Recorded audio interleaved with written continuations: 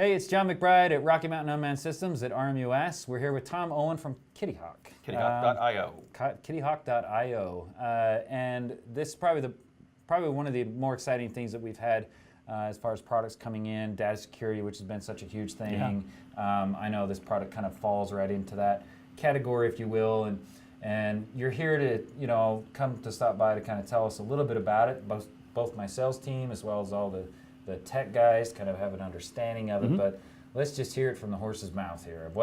Who is this for? What is it for? What do you guys create? What is it we're doing? Okay, sure.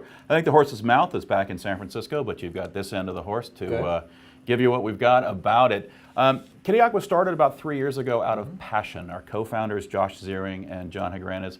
Josh is a long-time aviator from the remote side. He's a lot of the AMA stuff. He says if it flies, he's flown it. If it can crash, he's crashed it. Yeah, I think we follow parallel there. Yeah, I think you guys have a lot of the same background like that. And through that and stories that have sort of born from them, he had the passion for really managing the chaos around flights and kind of where things were going. He got together with John, who had done some development, some app development, and they really put their heads together. I think that we can cover some funding we just got, but I think the happiest person about the funding would be John's wife, who finally saw this thing move out of their kitchen. I think it went to their garage for a while. We've got office space, and so off we go. So now you've just created specialized software for the need in the market, the market that has been asking for this type of product. So the development, the time, everything else, trying to get used to what we kind of skirted around DJI, if you will, right? So a lot of this somewhat. Kind of for DJI products, but what other types of products? Well, it's for DJI products because they made it very, very easy with their SDK to develop. Right. And so iOS has done the similar thing on the Apple side. So really, we see a lot of our bulk features and functionality in an iOS DJI partnership. But we support all the aircraft, right? So you can manually enter things. There are other aircraft that we're working with to automatically import flight logs and so forth. Because at the end of the day, we want to manage the flights, everything, all the resources relevant to getting a flight and getting a mission accomplished. So from the aviator to the aircraft, the mission, the maintenance, and all the rest of it goes all the way through. So if we don't automatically connect to an aircraft and where we can fly it like we can in DJI, you can add those flights to the platform a number of different ways, and we can look at those. But so there's a lot of different software out there that we talk about, but kind of what is the big thing about how you would be running this? What would be the standard operation, the workflow, the capability? Like, what are we doing? Like, what happens here? I get out in the field and I'm like, oh crap, I got this new program, Kittyhawk, and my administrator said, well, now we have to use it because this is the way I'm doing it. So what am I doing from the pilot level to setting it up there, going through my checklist, as you had said, even managing your video and pictures and how you do that also. So from the basic pilot level all the way up to where the administrators see, what do we got as far as the workflow? So high level on that, Kittyhawk is a full stack solution. On the what I call the left side of the stack, we have the very simple things about pilot logbooks, right? Recency, currency, all of that is very relevant to an application and required. If you're flying under a COA, certificate of authorization, then you need to know a lot of data, and you have to report that data monthly to the FAA along that. So from the full stack is managing the resources relevant to the flight, the pilot himself, him or herself. Every time we get on a plane, someone's got a bunch of checklists. So we've got checklists for pre-flight in the aircraft. You can customize them, use as many as you want, but you want to be efficient when you do it. So maybe a scene size up, a pre-flight checklist. Prior to that, risk assessment. So all of our customers are Part 107 pilots. We're all very familiar with safety culture and risk assessments and how to do that. So as you create a mission being the thing you're trying to go accomplish, you would do a risk assessment of the thing you're going to go do. That's different from when you're standing on scene in the field, and you would go through a risk assessment of how's the pilot feeling there at that time, right? Aircraft, recency, currency, weather, airspace, all the rest. And those are high level. Really, we're about mitigating the risk for the entity and managing the safety in the field and accountability for that along the way. So, and like I said, it's important that a lot of people understand that. You know, is that it's very relative to a lot of what people are asking, especially on corporate level. Yeah. Like you mentioned, COAs, simple operations of 107s. These are possible things that you have to have all the time anyway. And it's going to get more complicated to fly, not less complicated. Yeah. And so the FAA, who does a great job of managing their airspace, and I think with respect to UAVs, they're really leaning into understanding the market, understanding how it works, and what we as pilots need to do it. But they're the FAA. They're a large bureaucracy. Right. So we need to move forward more quickly. The enterprises need to move forward. And the large companies that we work with, and we work with single pilots who have just a mobile client application to keep track of their flights and their recency and their currency and track their piece of the business. Right. From single pilot to a handful of pilots that just have mobile, to small business and enterprise, which is managing the entire fleet, soup to nuts. Well, we won't go totally into like what it would take. It's hard not to. I know. tend to dive in. So. Well, let's take a quick look real quick at just basically what the app is showing us. So I've got it out there. I got the app running. Yep. There's just some things that I'm gonna that are on my own dashboard, as you call it, a dashboard for it is. both the pilot and then a dashboard for your assets back at home office, if you will. Exactly. So what are we looking at? Well, it's a cloud-based full stack solution. So on one half, you've got the mobile client in the market, and we run on iOS, Android, as well as Crystal Sky. So Crystal Sky is an Android app, and we're working to build all of the functionality of iOS, and Apple makes it very easy, into the Android variant, which is Crystal Sky. So we'll see feature parity. I don't want to put a time on it, but that's high on our priority list to get there. We did talk about that as far as like how important it is right now with how the market is just buying the holy crap out of Crystal Sky, is dropping a little bit of the iOS just because of the simple reasons of it works better. DJI's platforms behind us. Well, I was going to point to this. This is where we need to go, right? Yeah. The 200 series, the M210 specifically with dual gimbals, and a lot of those are running Crystal Sky. And there's a lot of people that are even still running a P4 and everything else that have moved over from the Crystal Sky because of the screen itself being so easy to see and so easy to use anyway. So so eventually I was weather effect and so forth. We have customers that are in some of the more humid and warm states like Utah is today, where the iPads do a great job at a lot of things, but heat is not their friend. Yeah, so I'm just gonna say I really like the Crystal Sky. I mean, whenever I pull out an iOS or a different Android device, I'm like, dang. So let's work on that. Yeah, those people are out there. Okay. You need support too. Yeah. But we want to get there because it's not just you. It's a lot of enterprises have grown up with the market, and DJI has done a great job of putting product in the market that makes a ton of sense for them to see the value. Now they've seen it. They've got bigger budgets. They're spending. They're doing more things with it, and we're seeing them move to the larger aircraft, DJI, and a few of the other ones. The beauty, I'll tell you, John, where we sit in this.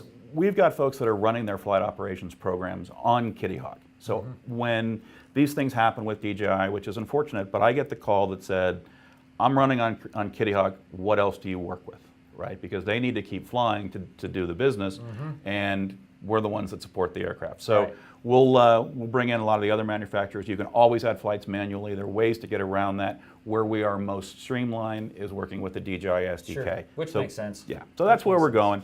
What you'd look at if you're looking at the screen on the sort of the split screen you have in front of you now. So we are taking a look at the app real quick. So let's see what you got here. Yeah. So sitting on my iPad 4 Mini is the app. It looks like this, and through magic and the folks behind the camera will be showing that to you.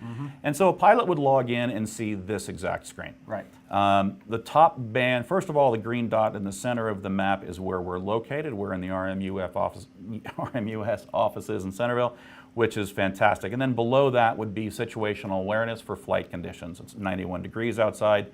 Winds are 4, gusts to 13, so that gets a red bar underneath because there's a high variance delta between the two.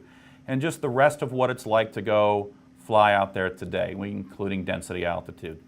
Below that is where we dip into our command and control module, which we call Flight Deck. So we have, we'll be integrating Lance into the application right here. We already know who the pilot is because I'm logged in. So it's tracking me. It knows where I am. It knows what the weather is where I am. It knows the airspace where I am. And then I'll be able to draw the polygon of where I want to fly and then submit that for Lance authorization. The approvals will come back into the application. It won't just be a text on your phone saying, have Good at to it, go. best of luck, right? Integrated into the app. It's going to be integrated And into then the app. show you. And Yeah. then show me. So we're going to log those authorizations, and the rest. We'll make them actionable so that if you're given a clearance of 300 feet in a certain area, we can do some things to either make sure that the flights stay within the confines, or at least alert folks that you have gone beyond that, to which case you might have a conversation with someone that says, why did you bust through that piece, and here's why. Yeah. Right? So it's fine. It's again, it's about safety and it's about accountability. And that seems very proactive, trying to make that work, Yeah. so that the pilot is knowing that not just getting the authorization, but you also have some warnings and other things going Yep, off. exactly. That's really smart. Much in the same way we're doing this with Lance, we'll be doing it with certificates of authorization, with COAs and Perfect. things Yeah, like that. yeah. Because you're given a boundary in which you're going to do something. Yeah. So we just want to make sure that that boundary is enforced. Sure. Now it's enforceable, and there's an audit trail to it. So we'll scroll across, and I'm logged into an account I set up for the folks at RMUS, so it's not quite as robust as some of my other demo accounts. But scrolling along the bottom gives you the idea of what you're seeing. So if I tap over to, as I change the dashboard, this is the dashboard view from the web side. So this is basically what your This is what the administrators are going to look at. Administrators are going to look at, and possibly you coming in there and even reviewing your own stuff. Exactly. Making sure it got filled out appropriately and Yep. whatnot. So on the front end of that, it's all under the tabs on the left will be planning. Everything revolves around the mission. The mission's the thing you're going to go do, inspect that tower. So by creating a mission, you're creating a file folder into which you're going to put all of your receipts and all of your audit trail for that mission. Makes sense. Missions are supported by aircraft supported by battery, right? There's the power supply for that. Those things need pilots. Those have sensors and payloads and weather restrictions and all the rest. All of that data, most of which automatically collected, is put into the file folder. So that's kind of how we view the paradigm of tracking the content. On the web console side, it gives the administrator a chance to dig into a mission. We'll pick one on the screen, open this up. Two panels show me where the green dot on the right side of the panel shows me where we're going to fly, and then the red dot on the left panel will show more precisely where the mission's taking place. Conditions in the upper right showing about the summary of the weather data. All the stuff that came imported in. It's all there. You can assign drones to a pilot if need be, if the admin is doing this, or if we have a very robust API. So in a lot of cases, it's tied to a back-end provisioning system that is getting a request from the field, it's turning it into a mission, it's sending it to the field, the flight ops folks, and assigning a pilot to it. In assigning a pilot, you may be assigning a drone or some specific piece of payload or something like that. Checklists absolutely are critical to what we do. Every time we get on an aircraft, if you look to the two professionals to the left, they've got a stack of laminated cards on their lap. I can't vouch for the fact that they've done it every time, but because I get to sit here and guess means they probably have. Yeah. We do the same thing. Checklists are created, they're completely customizable. You can have anything you need and want on there. Maybe parse it out to have a site or like a scene size up, and then a pre-flight, and then maybe a post-flight to how you're putting your aircraft away. You let your policy be your guide on that. Once the one is performed, we keep track of who performed it by the person being logged in, where they performed it, lat long, and relevant data around what was done. And additionally, you can do this by machine. You can also check by machines on your dashboard here. Just make sure that each machine was also cataloged. Yep. If you had different pilots operating it. Exactly. So you can. I mean, this is all about. It's all about collecting data. Exactly. All It's about data. it's the baseball of drones. It's all about the data. And so yeah, go ahead. Well, so we track that, right? Soup to nuts about the aircraft, the person, the aircraft, the mission, the flights, and the rest of it. The batteries. I mean, it gets very, very deep. From a FOIA perspective, I like to tease: if you're selling the reports at $1 per sheet, we can help pay for your. We can pay for the But even program. after you open your app and then you turn on your drone and everything's good to go and it's doing collecting data as you go, I just want to make sure that people understand you're running this through as if it were DJI Go. I mean, Yes. It's acting and operating just like it, except you're using your It is acting and engine. operating in place in place of of DJI Go. DJI Go need not be loaded on the Device tablets, itself. on the device itself. Yeah. It's there. What DJI Go 4 and Go does well is update firmware. Right. Yeah. That's about it. I use it to set up the original profile of the aircraft, my return to home altitude, how I like to have the sticks Yeah, work. but there's a and- lot of ways, just so users understand, Yeah. there's a lot of ways that you can do firmware updates without actually doing it through a device, and that's an important part of understanding the technology here, is that you can you can do a lot of different things without actually connecting / doing anything through an app and whatnot. So, yeah, we have so a you lot have of management of it, but not really managing it. Correct. Okay. We have a lot of critical infrastructure companies that choose Kittyhawk because of those types of reasons, right? The security around the data that we collect is robust, and we've been we worked with the cybersecurity teams of these folks and passed with flying colors, which is great. So we're very proud of the team for what we've built and how they've architected it to get where we are today. So there is a way to get around, not get around, but you can certainly download the firmware updates to your laptop, plug it in with a USB cable, and go that route. Sure. So there's no need to have, in the Kittyhawk environment, the DJI software running on the app. And large CI companies, they prefer it that way as well. And that's been something that a lot of people have asked for. Yep. So let's talk about who it's kind of, like just lastly, like a little bit of, who's this for? Like, I mean, besides it being the big corporate customer, let me give you a scenario and just tell me. So, I have a guy that has just got his 107. He's got his little DJI drone. He's looking into possibly getting into some of the customers that might have a problem with data security in general. So is it who of you to make sure that you kind of get on with Kittyhawk initially, just because there's a possibility? Would that be something you advise? Is that, Sure. I mean, I like to be a little bit more proactive. It looks like you guys are doing the same similar thing. You would want somebody to try and get, like, if your customer is going to be a very data restrictive type customer and with so many different people, you would advise to just get on board.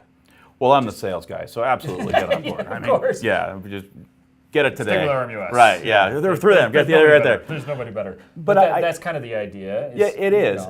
What we've done, if you sort of look at the evolution, we did a really good job of building iOS on the DJI SDK. And we have a client in the App Store as well as the Google Play Store for the individual pilot. Have at it. And if you're OCD like me, then Kittyhawk is the best at retaining and managing the data.